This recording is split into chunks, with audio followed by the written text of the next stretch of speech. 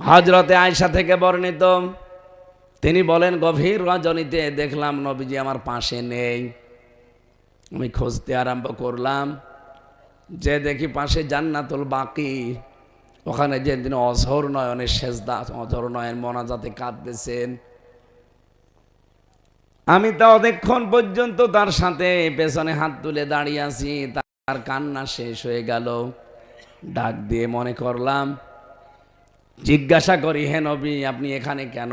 হঠাৎ নবী নিজেই আমাকে জিজ্ঞাসা করলেন, আয়েশা তুমি কি মনে করছো আল্লাহ রসুল তোমার ওপরে অবিচার করতে পারে? হে রাসূল আপনি এ কথা বললেন, আর আমাকে খুঁজতে খুঁজতে বাড়ি থেকে ঘর থেকে তুমি একেবারে কবর স্থান পর্যন্ত চলে এসেছো। তুমি মনে করছো আমি অন্য স্ত্রীর ঘরে চলে গেছি? তোমার কি বিশ্বাস হয় যে আল্লাহ এবং রসুল কারো ওপরে জুলুম করতে পারে? বলে না। হে নবী আপনি এখানে আসলেন কেন? নবীজি ওই দিন বলেছিলেন, আয়েশা তুমি কি জানো আজকে কোন রাত? বলে আল্লাহ আর রসুল ভালো জানি। নবীজি ওই দিন বললেন এটা লাইলাতুন নিসফে মিন শাবান, শাবান মাসের মধ্য রজনী। আল্লাহ রাব্বুল আলামিন এই রজনীতে তার সৃষ্টি জগতের প্রতি বিশেষ নজর দেন। এটা জিবরাইল আমাকে যেহেতু জানিয়েছে, এই জন্য আল্লাহর বিশেষ নজর আজকে চলছে। কবরবাসীরা তো অসহায় হয়ে পড়ে আছে। নবীজি বলেন একটা মানুষ কবরে চলে গেলে সে যেন সাগরের মাঝখানে পড়ে থাকে। সাগরের মাঝে যদি নৌকা ট্রলার লঞ্চ ডুবে যায়, একটা যদি তক্তা হাতে পায় তাও সেইটাই বুকের ভেতর নিয়ে ভাসতে থাকে। একটা মানুষ কবরে গেলে মানুষটা যেন সাগরের ভেতরে নৌকাবিহীন পড়ে আছে। একটা গাছের পাতাও যদি পায় সেইটাও সে আটকিয়ে ধরে বাঁচতে চায়, ভাসতে চায়। এই পৃথিবীর ময়দান থেকে যারা বিদায় নিয়ে কবরে আছে, আমরা যদি এখন তাদের জন্য অন্তত আল্লাহর কাছে মাগফিরাত কামনা করি, মহান আল্লাহর সাগরে যে লোকটা একটা তক্তা পেয়েছে ওর কবরের ভেতরে এরকম একটা কিছু পৌঁছিয়ে দেবে। এই জন্য আজকে এদের জন্য আমি একটু মোনাজাতে কাঁদছি। ও আয়েশা, বনি কেলাব গোত্রের যত ছাগল আছে বকরি আছে তাদের শরীরে পশম আছে। এই পশম পরিমাণে অপরাধ নিয়ে যদি কোনো মানুষ আজকে কান্নাকাটি করে আল্লাহ তারে মাফ করে দেবে। ওই দিনই নবীজি কিন্তু ওই দুইটা কথা বলেছিলেন। এক নম্বরে আল্লাহ শুধু মাফ করবে না, আজকের রাতে যারা শিরিক করে, কি করে আরো জোরে, দুই নম্বরে যারা হিংসুক বিদ্বেষ পোষণ করে অন্যের প্রতি। ও বাংলার মুসলমানেরা, নারী পুরুষ যারাই শুনছেন, আমি আপনাকে বাঁচাতে চাই। আজকে থেকেই শিরিক মুক্ত জীবন না গঠন করলে সবে বরাত মাঠে মারা যাবে। কথা বলেন না কেন? আমি এক কথায় জবাব দেই, শিরিক কি বললাম? শিরিক কি? এটা শিরিকের বহু প্রকার পেয়েছি আমি তাফসিরে। শিরিক বিল জাত, শিরিক বিল সিফাত, শিরিক বিল ইখতিয়ার, শিরিক বিল হুকুক। এটা আবার ভাগ ভাগ ভাগ ভাগ করলে 120 প্রকার হয়। আমি নিজে তাফসিরে 120 প্রকার পেয়েছি। এক কথায় সব কিছু সামারাইজ করে, ওই যে এক কথায় জবাব দেয় না, এরকম বাক্য শোনেননি? এক কথায় জবাব হচ্ছে আল্লাহ যেটা পারে ওইটা অন্য কেউ পারে, এই বিশ্বাস করার নাম শিরিক। কথা বোঝেন? আল্লাহ যেটা পারে ওইটা অন্য কেউ পারে, এই বিশ্বাস করার নাম। এবার রাজনীতি মনে না করে বাস্তবতায় বোঝেন। এই যে কোরআন শরীফ, আল্লাহর কসম আমি মাথার উপরে নিয়ে বলছি, আপনাকে আমি বাঁচাতে চাই। আমি দেখতে পাচ্ছি এই সবে কদরে আপনি নামাজ পড়বেন, আপনি জিকির করবেন, কান্নাকাটি করবেন, কিন্তু মাঠে মারা যাবে, কিছুই হবে না যদি আপনি মুশরিক হয়ে থাকেন। এ কথা বলছেন না কেন? যেহেতু শিরিক আছে, আর শিরিক করলে সে মুশরিক।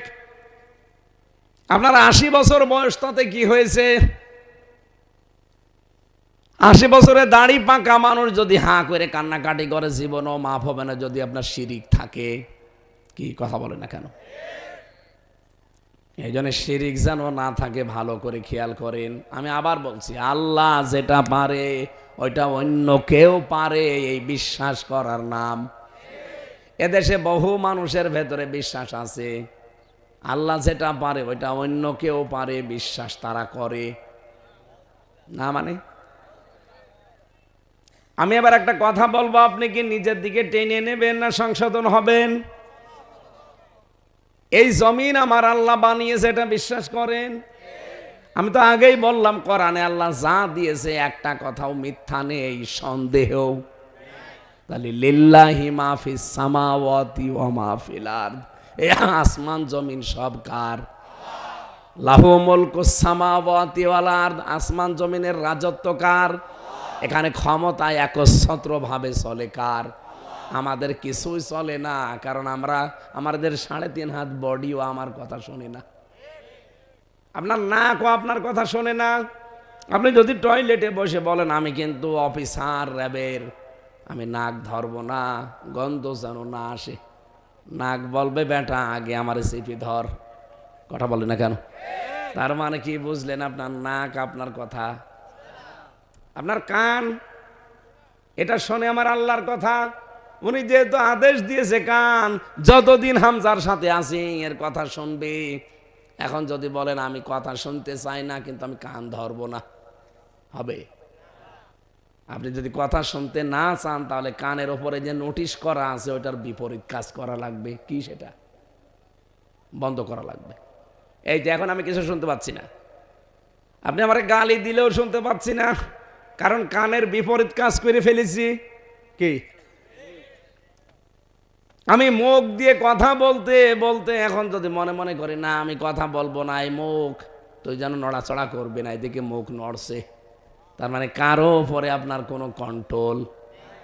এমনকি আপনাকে আল্লাহ যদি টাইট করতে চায় যে ওর একটু টাইট দেব, আল্লাহর কিন্তু কোনো সৈন্য বাহিনী পাঠানো লাগবে না, শুধুমাত্র 2 বার পায়খানা আর 3 বার বমি। এই কথা বলছে না কেন? তাড়াতাড়ি ধর ধর কর, কোথায় নিয়ে যাবেন? মতলবে নিয়ে চল। পড়ে আছেন স্যালাইন দেওয়া, বউছে জিজ্ঞাসা করছে ও গো তোমার কি হয়ে গেল? বলছে ও মা আমি মনে হয় বাঁচবো না। 2 বার পায়খানা 3 বার বমিতে বউকে মা বলে ফেলেন আর আপনি মস্তানি করেন। বিজ্ঞান প্রমাণ করছে আমাদের শরীরের ভেতরে রক্তে 5 প্রকার ক্যান্সার হয়। কত? এই 3.5 হাত বডির ভেতরে এখন 5.5 কেজি রক্ত আছে। এটা 280 মাইল বেগে রক্ত চলছে, একেবারে মাথার তালু থেকে পা পর্যন্ত 280 মাইল বেগে চলাচল করছে রক্তগুলো। এর ভেতরে আমার আল্লাহ যদি 5 প্রকারের 1 প্রকার ক্যান্সার লাগিয়ে দেয়, 14 বংশ বিক্রি করে একটা ঔষধের পয়সা হবে না, আর আপনি মস্তানি করেন। আমি তো মাঝে মাঝে একা থাকলে ভাবি যে আল্লাহ মানুষ মস্তানি করে কি নিয়ে? ওর তো কোনো কিছু আন্ডারে নেই, সব তো তোমার আন্ডারে। এই জন্য আল্লাহ জানিয়েছেন আলা আলাহুল খালক ওয়াল আমর, এই জমিন আমি বানিয়েছি, এখানে বিধান চলবে কার? আরো জোরে বলেন, আরো জোরে। এদিকে তাকান। এই জমিন যেহেতু আল্লাহ বানিয়েছে, বিধান আল্লাহর চলবে। কি মনে হচ্ছে আপনার? রাজনীতি মনে করেন কোন কারণে? আপনি কেন অন্যদিকে টেনে নিয়ে যান? এ দোষ আপনার ভেতরে যা আছে আমি দেখতে পাচ্ছি। বাংলার বহু মানুষ আজ বিশ্বাস করে ক্ষমতার উৎস জনগণ, অথচ ক্ষমতার মালিক কে? আল্লাহ বলেন আলা আলাহুল খালক ওয়াল আমর, বানিয়েছি আমি, হুকুম চলবে আমার। সুতরাং আল্লাহর আইন বাদ দিয়ে মানুষের আইন যারা জমিনে প্রতিষ্ঠা করার জন্য দল করেন, ভোট করেন, রাজনীতি করেন, আপনি মুশরিক। বলেন বাংলাদেশে এরকম মানুষ আছে না? অথচ এই মানুষগুলো আজকে মসজিদে যে বলবে আল্লাহ মাফ করে দিন, বলে না তুই তো মুশরিক, মাফ হবে না। এত সহজ ভাষায় বলার পরও মানুষ বোঝে না, বলে না উনি রাজনীতি করছে। শয়তান তোরে যেদিন ফেরেশতা বাঁশ দেবে ওই দিন টের পাবি। বলেন তো এর চাইতে সহজ করে আর কি বলা যায়? আলা আলাহুল খালক ওয়াল আমর, কোরআনে আপনি বললেন যে এর সন্দেহ নেই, কোরআনে যা বলেছে আল্লাহ সত্য বলিস। ওই আল্লাহর কথা সূরা আরাফের 54 নম্বর আয়াত, আমি বানিয়েছি আইন আমার চলবে।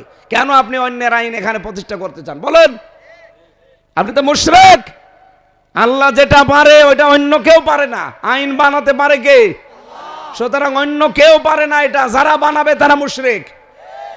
আর ওই মুশরিক হয়ে আপনি নিজে এখন সবে বরাতে যে বলবেন আল্লাহ আমার ভুল হয়ে গেছে, মাফ করে দিন, না, মন থেকে যদি ফিরে আসতে পারেন মাফ হবে এই রাতে। আর যদি লোক দেখানোর জন্য যান আবার সকালবেলা বাবা শাহজালাল সব হালাল। আপনি ইয়ার কি করার কারণে আপনার কিন্তু খবর আছে সামনে, এমন বিপদে আল্লাহ ফেলে দেবে।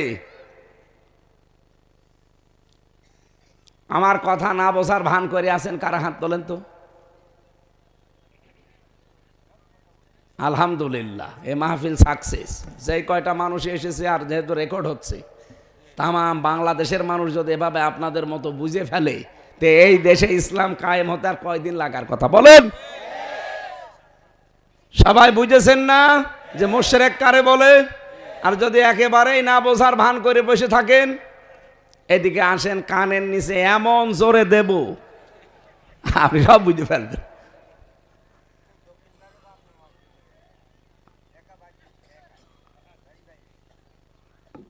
তাহলে আমার বোঝানোর বিষয় ছিল আল্লাহ মুশরিকদেরকে যেন মাফ করবে না। আমরা কোনো শিরিকের ভেতরে নেই। আপনারা আমল কম হোক, আপনারা আমল মামল একটু কম হোক, অসুবিধা নেই, আল্লাহ জান্নাত দেবে, কিন্তু শিরিক থাকলে হবে না।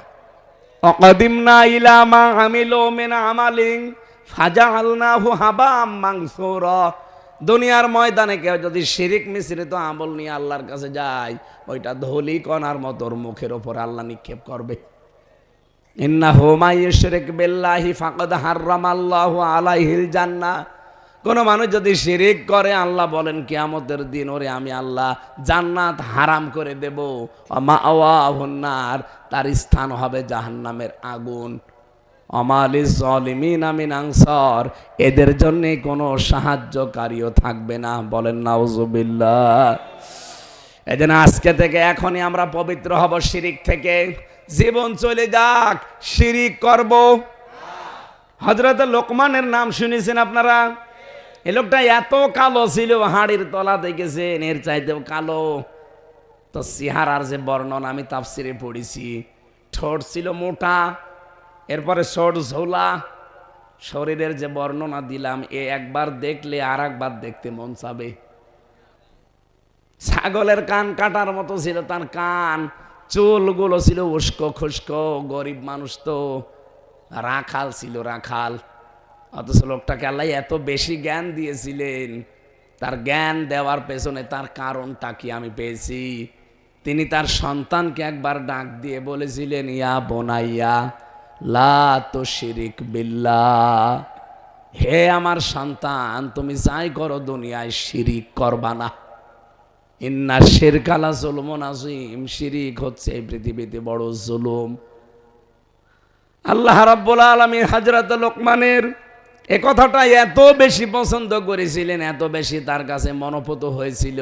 হযরত লোকমান তো তার ছেলেকে বলেছিলেন, আর আল্লাহ তামাম দুনিয়ার সব ছেলেকে বললেন, তোর মা বাবার সাথে তোর সম্পর্ক কিন্তু আমি আল্লাহর পরেই। হযরত লোকমান পরিচয় করিয়েছিলেন সন্তানকে কার সাথে? আর আল্লাহ নিজের সন্তানকে পরিচয় করাচ্ছেন তার মা বাবার সাথে। এজন্য শিরিক থেকে যদি আমরা আমাদের সন্তান, আমাদের ছেলে মেয়ে, স্ত্রী পুত্র, আমাদের সমাজ, আমাদের দেশবাসীকে আমরা সতর্ক করি, বোঝাতে পারি, বিরত রাখতে পারি, আল্লাহ আমাদেরকেও লোকমানের মতো চিরন্তন করে দেবেন। এমনকি চিরন্তন যে জান্নাত, সে জান্নাতের অধিবাসী আমাদেরকে আল্লাহ বানাবেন। ইন্নাল্লাহা লা ইয়াগফিরু আন ইউশরাকা বিহি ওয়া ইয়াগফিরু মা দুনা যালিকা লিমান ইয়াশা। দুনিয়ার সব অপরাধ আমি আল্লাহ মাফ করে দিলেও দিতে পারি, কিন্তু শিরিক মাফ। আল্লাহ তুমি আমাদের বাঁচাও, বলে না আমিন। 2 নম্বরে যেহেতু আল্লাহ মাফ করবে না, কাদের? বিদ্বেষ পোষণকারী, হিংসুক। এত হিংসা মানুষের মনের ভেতরে, যা আমার হোক অন্যের যেন না হয়, এটার নাম কি? বলেন বলেন। আপনি কি করবেন দুনিয়ায় আপনার হয়ে অন্যের না হয়ে? কেন? আমার হচ্ছে হোক, ওরও যেন হয়। তাহলে আপনার আমল নষ্ট হবে না। আর আমারই হোক, ওর যেন না হয়, ওরটা যেন আরো নষ্ট হয়। এটা করলে আপনি যাই করছেন, নামাজ রোজা দান সাদকা সব ধ্বংস হয়ে যাবে। কাঠে আগুন লাগলে যেমন কাঠ পুড়ে শেষ হয়ে যায়, ভেতরে হিংসা থাকলে ঠিক ওইভাবে পুড়ে যায়। একটা গল্প পড়েছিলাম, এত হিংসা একটা লোকের মনে। এই মাঠে চাষ করতে করতে একটা পাথর পেয়েছে। পাথরটা নিতে নিতে লিখেছে ঘষা। দৈত্য বের হয়ে বলছে, মালিক কি চান? কি চাই মানে? হ্যাঁ, আপনি যা চাবেন আপনাকে আমি তাই দেব, কিন্তু আপনাকে যা দেব আপনার পাশে যে থাকবে তার ওইটা ডবল হয়ে যাবে। বলছে আমার দরকার নেই।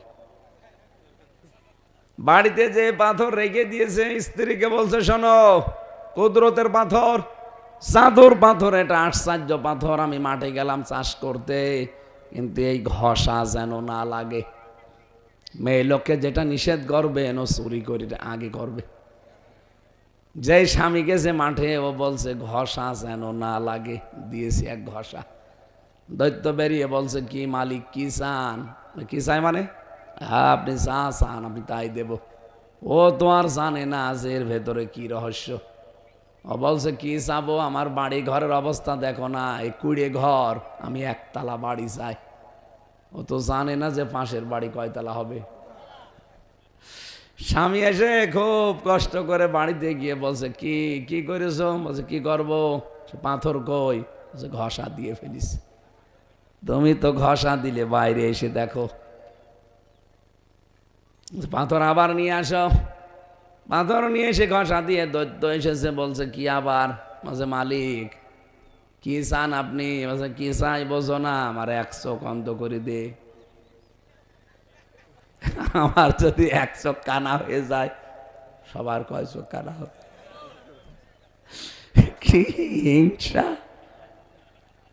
আমি উদাহরণ দিলাম একটা, এরকম হিংসা বাংলাদেশে নেই। আমার হোক, অন্যের যেন না হয়। অথচ প্রতিদিন প্রায় মাগরিব আর ফজরের পরে আয়াতগুলো পড়ে, কুল আউযু বিরাব্বিল ফালাক মিন শাররি মা খালাক ওয়া মিন শাররি গাসিকিন ইযা ওয়াকাব ওয়া মিন শাররিন নাফাসাতি ফিল উকাদ ওয়া মিন শাররি হাসিদিন ইযা হাসাদ। হাসাদ মানে কি? হিংসা। বলেন হাসাদ মানে? এটা মাগরিবের পরে এসে মানে ফজরের পরে মানুষ কিন্তু পড়ে। কারণ এইটা পড়ে যদি নিজের শরীরে আপনি ফৎকার লাগান, তাহলে জাদু টোনা কেউ করলে কেটে যাবে। এমনকি জিন পরে আপনাকে আর ভয় দেখাতে পারবে না শয়তানে। এই আমলটা করবেন। সূরা নাস আর ফালাক মাগরিবের পরে আর ফজরের পরে একবার পড়ে অন্তত শরীরে ফু দেবেন। ফু যদি নাও দেন অন্তত পড়বেন। ফরজ নামাজের পরে আয়াতুল কুরসি মাস্ট বি করে নেবেন, একবার পড়াই লাগবে। 2 নম্বরে এই যে নাস আর ফালাক। আর আজকের এই রাতে বিশেষ একটা আমল আছে, আস্তাগফিরুল্লাহ ওয়া আতুবু ইলাই। এইটা যদি এটা না পারেন মুখস্থ করতে, শুধু আল্লাহুম্মা গফিরলি, আল্লাহুম্মা গফিরলি, অথবা লা হাওলা ওয়ালা কুওয়াতা ইল্লা বিল্লাহিল আলিয়্যিল আযীম। পড়াটা যদি নাও পড়েন, বলবেন লা হাওলা ওয়ালা কুওয়াতা ইল্লা বিল্লাহ। এই আমলগুলো এই রাতে আজকে আমরা আরম্ভ করি, নিজেদেরকে শিরিক মুক্ত তৈরি করি। আর হিংসা যাদের আছে ভুলে যান। কি করবেন আপনি হিংসা করে? আল্লাহ যার কপালে যেটা লিখেছে ওটা কিন্তু হবেই। এই যে ফিহা ইফরাকু কুল্লু আমরিন হাকিম, আল্লাহ বলেন এই গুরুত্বপূর্ণ রজনীতে আমি কিছু সিদ্ধান্ত নিয়ে নেব আজকে। সুতরাং বাংলাদেশে কে কবে জন্মাবে, কে কবে আসবে, কে কবে মারা যাবে, কার ভাগ্যে কতটুকু সম্পদ আছে, এটা আজকেই লেখা হবে। তে আমি হিংসা করে করব কি? কথা বলেন না কেন? কারো ওপরে হিংসা আজকে থেকে না, প্রত্যেকের প্রতি ভালোবাসা বাড়িয়ে দেওয়া লাগবে। ইন্না কুন্না মুনজিরিন, আল্লাহ পাক বলেন অবশ্যই আমি কিন্তু নিজে সতর্ককারী। সতর্ককারীকে হামজা তো অ্যাডভার্টাইজ করলো, সতর্ককারী আসলে কে? তাহলে আল্লাহর এই সতর্ক বার্তাগুলো এখন বাড়ি নিয়ে যাবেন। কোনোদিন আর কারো প্রতি হিংসা করবেন না। শিরিক যেগুলো আছে জীবনে একটা একটা করে মুক্ত হওয়ার চেষ্টা করবেন। যেহেতু এখানে স্বামীরা এসেছেন, আমি জেলখানায় থাকতে একটু কিছু কিছু টুইকে রেখেছিলাম, পরবর্তীতে এসবটা বই বানিয়েছি। পারিবারিক জীবনে স্বামী স্ত্রীর যে সম্পর্ক অবনতি হয়, দাম্পত্য কলহ, এই যে মারামারি, গন্ডগোল, মনোমালিন্য, কথা বন্ধ করা, এটা কেন হয় এগুলো আমি কোরআন হাদিস দিয়ে। আর জেল খাটে অনেকে এই স্বামী স্ত্রীর গন্ডগোলের কারণে। এই মুরব্বীরা জিজ্ঞাসা করেন এখন যে জল্লাদ আছে, ইলিয়াস জল্লাদ, চট্টগ্রামে বাড়ি, ওরও মামলা এই বোর ফাংশন। ও মা বাবাকে জিনিসপত্র একটু দিত বেশি বেশি, ওই বউ খালি ঘানর ঘানর করে। ওই এমন এক চড় দিয়েছে ও ছাতা মরি গেছে। ওর মা বাবা এখন এই মার্ডার মামলা দিয়েছে, এখন এই যে মার্ডার মামলার আসামি, পরে এখন 30 বছর তার জেল খাটা লাগবে। কি করলো ওই মহিলা? নিজের জীবনটাও শেষ, এখন স্বামী এই যে 30 বছর জেলে। এই জন্য পারিবারিক জীবনে আমাদের ইসলাম দরকার। দাম্পত্য কলহ যেন তৈরি হয় না হয়, কি করলে তৈরি হবে না, ওইগুলো আমার বইতে লেখা আছে। 120 পৃষ্ঠা লিখেছিলাম। ওটা যাওয়ার সময় স্ত্রীর জন্য আর মেয়ের জন্য নিয়ে যাবেন সাথে করে, যে বলবেন পড়ো। নিজেদের জন্য একটা নেবেন, একটা পুরুষের একটা আছে, একটা মহিলাদের একটা আছে। আর পৃথিবীতে মেয়েদের আদর্শ 6 জন নারী, আমি ওই 6 জনের জীবনী লিখেছি, একটা আদর্শ নারী দিয়ে লিখেছি, আর দাম্পত্য জীবন নিয়ে। আল্লাহ রাব্বুল আলামিন যে সতর্কগুলো আমাদের করলেন, আমরা সতর্ক হব, আমাদের তৌফিক আল্লাহ দান করুন। আন্তর্জাতিক মিডিয়া এই রিপোর্টটা বানিয়েছে। 257টা রাষ্ট্র দুনিয়ায়, যারা রাষ্ট্র চালাচ্ছে পৃথিবীতে এখন, নিকৃষ্ট মানুষের তালিকায় 1 নম্বরে হাসিনার নাম এসেছে, 2 নম্বরে এসেছে মিশরের, সিরিয়ার বাশার আর আসাদের। কথা বুঝতেছেন? 257টা রাষ্ট্রের প্রত্যেক রাষ্ট্রপ্রধান আছে না? বলেন 257 জন তামাম দুনিয়া এখন চালায়, রাষ্ট্রে ভাগ ভাগ করে নিয়ে, এরিয়া ভাগ ভাগ করে চালাচ্ছে। তার ভেতরে আমাদের এই মহিলা 1 নম্বরে নিকৃষ্ট মানুষ। ওনার এই নিকৃষ্ট হওয়ার পেছনে কয়েকটা কারণ দেখলাম দিয়েছে। তার 1 নম্বরে আয়নাঘর। এটা পৃথিবীর ইতিহাস পাল্টিয়ে ফেলেছে। মানুষ যে এত নিচে নামতে পারে, এটা করেছিল শুধু হিংসার বশবর্তী হয়ে। যার যার ওপরে তার হিংসা লেগেছে তাকেই সে ধ্বংস করে দিয়েছে। আপনি দেখেন, যার ওপরে তার হিংসা ছিল একটাকেও রাখে নাই। খালেদার ওপরে হিংসা ছিল, 1 কাপড়ে বাড়ি থেকে বের করে দিয়েছে। 6টা বছর বিনা কারণে জেল খাটিয়েছে। যে মামলা তারে দিয়েছিল, এতিমের মাল আত্মসাৎকারী। আর আপনি কি করলেন? যাওয়ার সময় যে 14টা ব্রিফকেস নিয়ে গেলেন, ওর ভেতরে তো মাটি ভরা ছিল। ওনারে আপনি এতিমের মাল আত্মসাৎ করেছে, এই টাকার মামলা দিলেন, অথচ ওই টাকা 6 গুণ বৃদ্ধি হয়েছে, তার আরও পুরস্কার দেওয়ার দরকার ছিল। আর আপনি 14টা ব্রিফকেসে জানিয়ে গেছেন, কিয়ামত পর্যন্ত হায়াত পেলেও আপনার টাকা ফোরাবে না, আমরা তো জানি। তাহলে আপনার কত বছর জেল হওয়া দরকার আপনি কি টের পাচ্ছেন? এই জন্য কোরআনে আল্লাহ 2 বারে আয়াত দিয়েছেন সূরা মায়েদা। এই এদিকে তাকান, অলা ইয়াজরিমান্নাকুম শানাআনু কওমিন। আল্লাহ পাক বলেন, কোন ব্যক্তি, কোন গোষ্ঠী, কোন জাতি, কোন দল, তাদের উপরে হিংসার বশবর্তী হয়ে তোমার উপরে হয়তো অত্যাচার করেছিল, ওইটা মনে করে এমন কোন কাজ তাদের উপরে করবা না যে তোমার অত্যাচার ছাড়িয়ে চলে যায়। আমরা 5 বছর হয়তো অত্যাচার করেছিলাম, কিন্তু এত বেশি করি না, যায় 15 বছরে পেয়েছি। এদেশে যদি কারো উপরে কিছু না হয়, অন্তত 1700 মানুষ আয়না ঘরে ছিল, এদের জন্য বিচার হওয়াই দরকার। এত নৃশংস, এত হিংসুক হতে পারে মানুষ, ভেতরের অবস্থা আপনার এত পশুর চাইতেও খারাপ। পশু এত নিকৃষ্ট আচরণ করে না। একটা মানুষকে হাত পেছনে বেঁধে 12 বছর আপনি এক ঘরের ভেতরে আটক করে রেখেছেন। আয়না ঘরটা কয়েকদিন আগে আপনারা দেখলেন, প্রধান উপদেষ্টা ডক্টর মোহাম্মদ ইউনূস দেখতে গিয়েছিল। সেনাপ্রধান বলছে না, দেখা যাবে না। তারপরও বাধা উপেক্ষা করে সে গেছে। এমন একটা সময় গেছে, আপনি টের পেয়েছেন। ওদিকে মোদি গেছে আমেরিকায় ডোনাল্ড ট্রাম্পের কাছে বাংলাদেশ সম্পর্কে নালিশ দিতে, আর ঠিক ওই দিনই জাতিসংঘ রিপোর্ট দেবে। বিশ্বের আন্তর্জাতিক মিডিয়াগুলো ডক্টর ইউনূস নিয়ে বলছে, এই দেখেন ওর ফিরিস্তি। মোদি দাদার মুখ আছে। তারপরেও যেহেতু পৃথিবীর সব কাফেররা সব এক, রসুনের পেছনে যেমন এক, কাফেররা সব কি ও মদ খাওয়া দাদা আছে, যা বলছে ও মাতাল তাই শুনছে। ও মাতালকে যে দেখাচ্ছে যে দেখ কি অবস্থায় একটা মানুষকে 10 বছর 12 বছর 14 বছর মুরগির ঘরের মতো জায়গায় আটক করে রেখে দিয়েছে, সে জানেও না যে কোথায় আছে। এর চাইতে অপরাধ দুনিয়ায় আর কি হতে পারে? চেঙ্গিস খান, হিটলার, তাদের দল যা করেছিল, এই কারণে যদি তাদেরকে নিষিদ্ধ করা হয়, এরা যা করেছে দুনিয়ায় সব বাদ দিলাম, শুধু আয়না ঘরের কারণে এদের নিষিদ্ধ করা ফরজ হয়ে গেছে। আমি নিজে তো ভিকটিম, হালকা কয়েকদিন আমি ছিলাম, আমি টের পেয়েছি প্রথম যে কত কঠিন ওদের আচরণ। এখন যে এই চেয়ারটা আবিষ্কার করেছে, ওটা তো ইলেকট্রিক শর্ট দেয় কারেন্টের, আর আমি রিমান্ডে দেখেছিলাম শর্ট দেওয়া না, ওটা ঘোরে। ওই শক দিলে তো মানুষ এভাবে কাঁপে, মাথা শরীর মিলে কাঁপে, আর ওই শটে পুরা শরীর ঘোরে। আপনার হাত আর পা ক্লিপ দিয়ে আটকিয়ে দেবে, গলাটা ক্লিপ দিয়ে আটকিয়ে দেবে। একটা সুইচ দেবে, এক টিপে 1 মিনিটে আপনি 120 বার ঘুরবেন।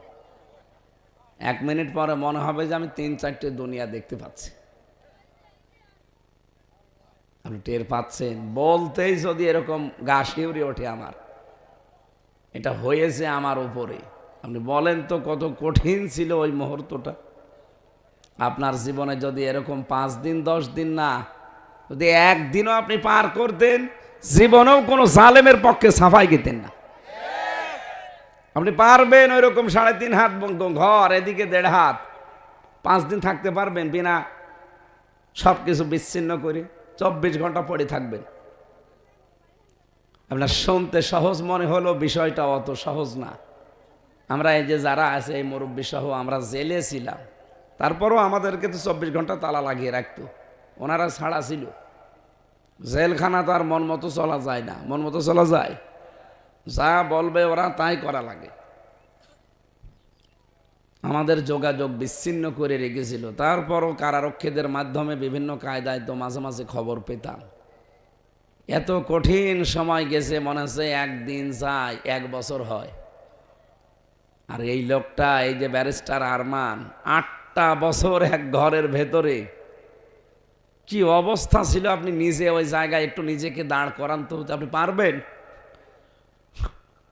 8টা বছর এক ঘরের ভেতরে কাটিয়ে দিয়েছে। ও কোথায় আছে নিজে জানেও না, এমনকি নিজের নাম ভুলে গিয়েছিল। আমার নাম যে আরমান আমি ভুলে গেছি, কারণ 8 বছরে আমাকে কেউ ডাকে না। আমার নাম যে আরমান, কেউ আমাকে ডাকে না।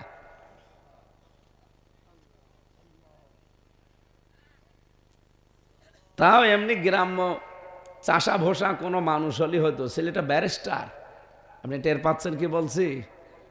এই কঠিন পরিস্থিতি যে মানুষগুলো তৈরি করলো, এই হিংসার কারণে। কিসের কারণে? যার যার উপরে তার হিংসা ছিল, রাগ ছিল, ঠিক তারই নষ্ট করে দিয়েছে। এই জন্য সরঞ্জিৎ বাবু বলেছিল, বাঘে ধরলে ছাড়ে, ও হাসিনা ধরলে ছাড়ে না। আসলেও তাই, যারে ধরেছে তার শেষ। এই জন্যে শাবে বরাত বলেন, নিসফে শাবান বলেন, যত গুরুত্বপূর্ণ রাত বলেন, আপনার মাপ নেই যদি আপনার হিংসা ভেতর থেকে দূর না হয়। সুতরাং আজকের এই রাত গুরুত্বপূর্ণ, ঠিক আছে, সবার জন্যে না। এই 2টা গুণ যাদের ভেতরে আছে, এখনই তওবা করে বাড়ি যাওয়া লাগবে যে না, জীবনে আর এরকম কোনো কাজে আমি নেই। প্রথম কি বললাম? শিরিক। বলেন। আল্লাহ রাব্বুল আলামিন বলেন, হামিম, এটা নবীজির নাম কেউ কেউ জানিয়েছেন, কোন কোন মুফাসসির বলেন না, এটার অর্থ শুধু আল্লাহ জানে আর কেউ জানে না। 2 নম্বরে ওয়াল কিতাবিল মুবিন, স্পষ্ট কিতাবের কসম করে বলছি। আল্লাহ নিজে যেহেতু কসম দিচ্ছেন, বিষয়টা একেবারে সহজ না, গুরুত্বপূর্ণ বিষয়। তিনি কসম দিলেন স্পষ্ট কিতাবের, কি জানাতে চাইলেন? ইন্না আনজালনাহু ফি লাইলাতিম মুবারাকা, অবশ্যই আমি আল্লাহ মহিমান্বিত রজনীতে অথবা বরকতময় রাতে এই কোরআনকে নাজিল করেছি। ইন্না কুন্না মুনজিরিন, আর আমি নিজেই সতর্ককারী। জোরে বলেন সুবহানাল্লাহ। এই আয়াত থেকে কয়েকটা তথ্য পেলাম আমরা। আপনারা আছেন তো? 1 নম্বরে আল্লাহ বলেন আমি নিজে নাজিল করেছি কোরআনে কারিমকে। তাহলে কোরআন নাজিল করেছে কে? এই জন্যে এর ভেতরে কোনো ইখতিলাফ, এর সাথে ওর কথা মিল নেই, এদের সাথে ওইটা মিলে না, এমন কথা আপনি পাবেন না। ওয়ালাউ কানা মিন ইনদি গায়রিল্লাহি লাওয়াজাদু ফীহি ইখতিলাফান কাসীরা, এটা আল্লাহ বাদে যদি অন্য কেউ নাজিল করতো তাহলে এর ভেতরে বিভিন্ন বৈপরীত্য আপনি দেখতে পেতেন। তাহলে এটা প্রমাণ হয়ে গেছে এটা আল্লাহ বাদে কেউ নাজিল করেনি। এই পৃথিবীতে আল্লাহ আসমান থেকে যাগুলো পাঠিয়েছেন তার ভেতরে একটা লোহা, লোহা কিন্তু দুনিয়ায় তৈরি হয়নি, লোহা আল্লাহ নাজিল করেছেন। কোথা থেকে এসেছে লোহা? আকাশ থেকে। বলেন বলেন। আল্লাহ বলেন লোহা আমি নাজিল করেছি, লোহা দুনিয়ায় তৈরি হয় না। 2 নম্বরে আমি কোরআনে কারিম নাজিল করেছি, কোরআন দুনিয়ায় তৈরি হয়। আরো আসতে বলেন। যেগুলো আসমানে তৈরি হয় ওই জিনিসগুলো আসমান থেকে আমার আল্লাহ পাঠায়। এই যে বৃষ্টি তৈরি হয় দুনিয়ায়, কোথায়? আরো জোরে বলেন। মানুষের ভেতরে যেটা নড়াচড়া করে, যার কারণে আমরা কথা বলতে পারি, ওই জিনিসের নাম রুহ। নাম কি? রুহকে দুনিয়ায় তৈরি হয় কোথায়? রুহ যেখানে তৈরি হয় ওখানে তার খাবার আছে। দুনিয়ায় যেহেতু তৈরি হয়েছে আমাদের এই বডি, এই জন্যে দুনিয়ায় এই বডির খাবার আমার আল্লাহ দুনিয়ায় তৈরি করে দিয়েছেন। যেখানে যেটা তৈরি হয় সেখানে তার খাবারও তৈরি হয়। আল্লাহ রুহ বানিয়েছেন আসমানে, কোরআনে কারিম তৈরি করেছেন আসমানে, লোহা বানিয়েছেন আসমানে, বৃষ্টি তিনি তৈরি করেন আসমানে। এই জন্য ওইগুলো সব আমার আল্লাহ নাজিল করেছেন, আর ওর ঔষধও তার কাছে আছে। আমরা দুনিয়ায় এসেছি, আমাদের বডি তৈরি হয়েছে দুনিয়ার বীর্য দিয়ে। এই যে ঘাস ফসলাদি ফল ফলাদি এগুলো সব মাটি থেকে উৎপন্ন হয়। এগুলো আমার বাবা আর মা খেয়েছে, বাবার বীর্যটা মায়ের রেহেমের ভেতরে পড়েছে। আসলে কিন্তু মাটি, আসলে কি? আপনি বীর্যটা এক জায়গায় ফেলে রাখেন, দেখেন রোদ যখন ওর উপরে পড়বে কিছুক্ষণ পরে দেখবেন শুকিয়ে দানা বেঁধে গেছে। ওটা কয়েকদিন পরে মাটির সাথে দেবেন, একেবারে মাটি মিহি করে ফেলবে, মিশে যাবে। তার মানে আসল জিনিস মাটি। বলেন বলেন। কোরআনে কারিমে আল্লাহ এর জন্য জানিয়েছেন মিনহা খলাকনাকুম অফিহা নুঈদুকুম অমিনহা নুখরিজুকুম তারাতান উখরা। তোমাকে এই জিনিস দিয়ে আমি আল্লাহ বানিয়েছি। এই জিনিস মানে সরাসরি যদিও আল্লাহ আমাদেরকে মাটি দিয়ে বানাননি, হ্যাঁ একজনকে আল্লাহ মাটি দিয়ে বানিয়েছিলেন, তার নাম কি? আদম আলাইহিস সালাম। শুধু একটা মানুষকে আল্লাহ সরাসরি মাটি দিয়ে বানিয়েছেন, আর আমাদেরকে আল্লাহ বানিয়েছেন মাটির নির্যাস দিয়ে। খলাকাল ইনসানা মিন সালসালিন কাল ফাখর। আল্লাহ পাক বলেন মানুষ আমি ঠনঠনে মাটি দিয়ে প্রথমে বানিয়েছিলাম, আর তোমরা যারা আদমের সন্তান কিয়ামত পর্যন্ত দুনিয়ায় আসবে কাউকে সরাসরি মাটি দিয়ে বানায়নি, মাটি থেকে যা উৎপন্ন হয় ওইটা দিয়ে, তার মানে নির্যাস দিয়ে। বিজ্ঞান প্রমাণ করছে মাটি দিয়ে যেহেতু আদমকে বানানো, মাটির ভেতরে কমপক্ষে 10টা উপাদান পাওয়া যায়। কয়টা? আপনি আমাদের শরীরের ভেতরে এখন আপনি মেরে ফেলেন, আমাকে কোনো মেশিনের ভেতরে শুকিয়ে ফেলেন, দেখবেন 10টা জিনিস একটা একটা করে বের হবে। এই মাটি এখান থেকে তুলে নিয়ে যান গাজীপুরের মৃত্তিকা গবেষণাগার আছে, মাটি গবেষণা করে, ওখানে নিয়ে আপনি পরীক্ষা করবেন, দেখবেন 10টা জিনিস একটা একটা করে বের হয়ে চলে আসবে। এ মাটির ভেতরে আছে silicon, iron, magnesium, potassium, oxygen, hydrogen, nitrogen. 10টা জিনিস আল্লাহ এক জায়গায় করে মাটি বানিয়েছেন। রব্বুল আলামিন বলেন, মানুষকে আমি আল্লাহ মাটির নির্যাস দিয়ে তৈরি করলাম, এরপরে দুনিয়ার এই ময়দানে নিয়ে আসলাম। বাবা মায়ের দায়িত্ব শুধু ছিল বিছানায় থাকা, বাকি তারা কিছুই করেনি। ওই বীর্যটা থেকে শুরু করে হামজা পর্যন্ত আমি আল্লাহ নিজে বানিয়েছি। আর কারো কি কোনো ভূমিকা আছে? না। বাবা তো বীর্যটা ফেলেই দিয়েছিল, ওইটা যদি আমার আল্লাহ নষ্ট করে দিতেন, কিয়ামত পর্যন্ত দুনিয়ায় আপনি আসতে পারতেন। তা আপনি কি নিয়ে মাস্তানি করেন? কি নিয়ে আপনার এত অহংকার?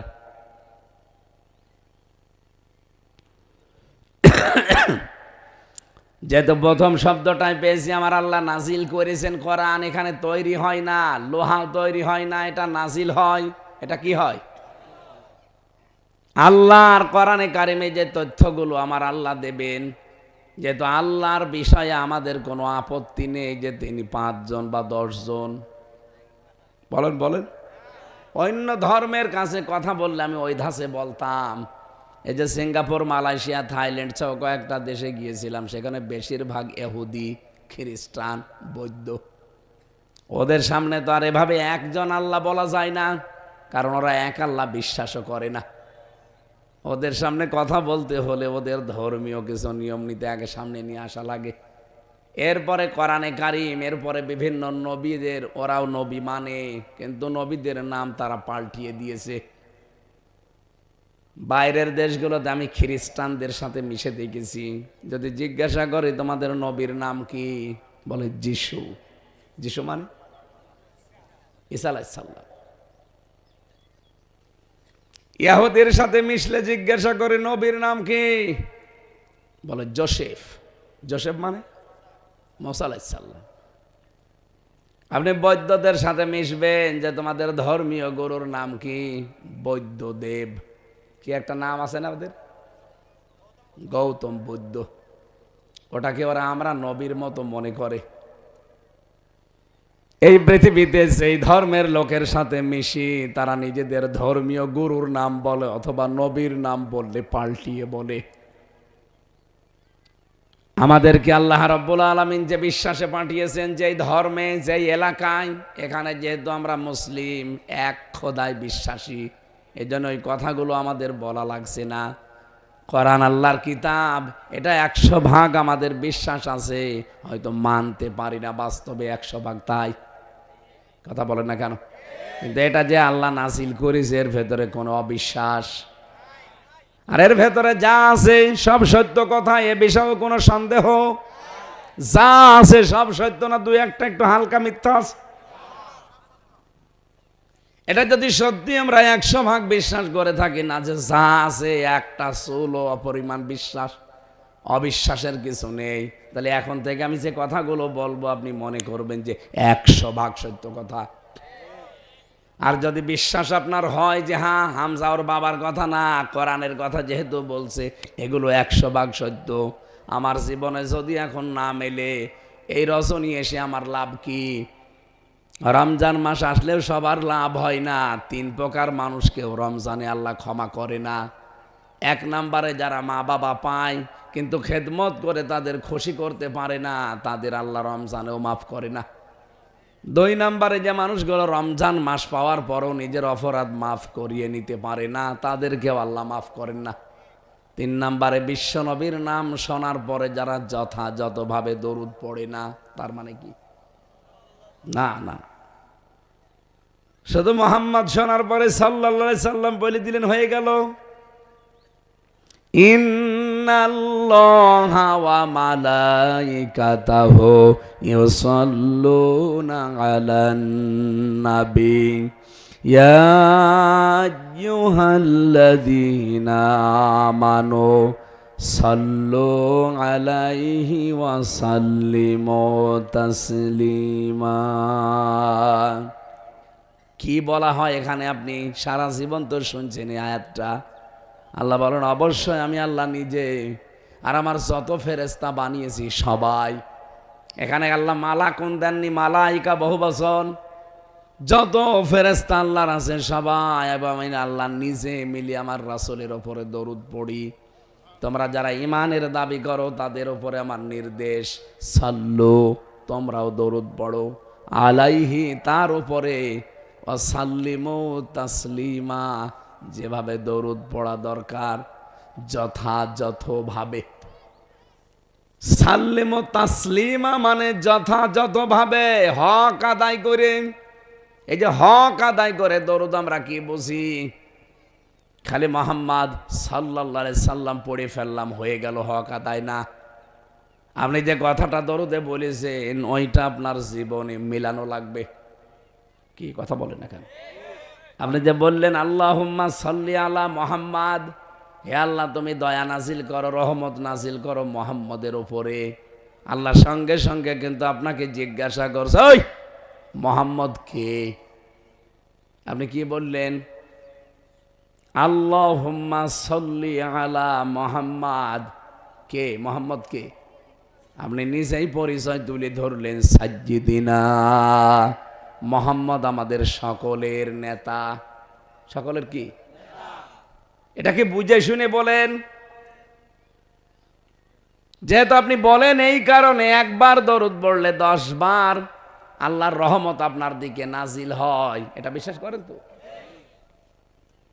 এই নিয়তে আপনি পড়ছেন যে মুহাম্মদ কিন্তু সাধারণ যেমন তেমন মানুষ না, উনি আমার বাবা না, উনি আমার দাদা না, উনি আমাদের নেতা। আমার না, আমাদের, বহুবচন। জামা মুতাকাল্লিম দিয়ে বলছেন সাজ্জিদিনা, তিনি আমাদের সকলের জন্য নেতা। শুধু নেতা না, উনি মাওলানা। এ দরুদ পড়া হয় না এলাকায়? আল্লাহুম্মা সাল্লি আলা মুহাম্মাদ সাজ্জিদিনা মাওলানা মুহাম্মাদ। এলাকায় কি পড়ে তো নাকি? আপনি আল্লাহর কাছে পরিচয় দিয়েছেন যে আমার মুহাম্মদ হচ্ছে সকলের নেতা, তিনি আমাদের মাওলানা। মাওলানা মানে অভিভাবক। মাওলানা মানে? মাওলানা মানে গাইডলাইন দাতা, যিনি পথ প্রদর্শন করেন, আরবিতে তাকে মাওলানা বলা হয়। এই যে আমাদেরকে আপনারা মাওলানা বলেন কেন? মাওলানা দেশে যদিও ভারত, বাংলাদেশ আর পাকিস্তান, এই 3টা দেশে আমি পেয়েছি। বিশ্বের বহু দেশে আল্লাহ আমারে নিয়েছে, 1টা 2টা না, বহু দেশে ছোট বয়সে গেছি। আমি আকিস গ্রুপে যেহেতু খতিব ছিলাম, এই কারণে ওরা আমারে নিয়েছে। তো একবারে ভিসা লাগিয়ে দিলে 50 কি 27টা দেশে যাওয়া যায়।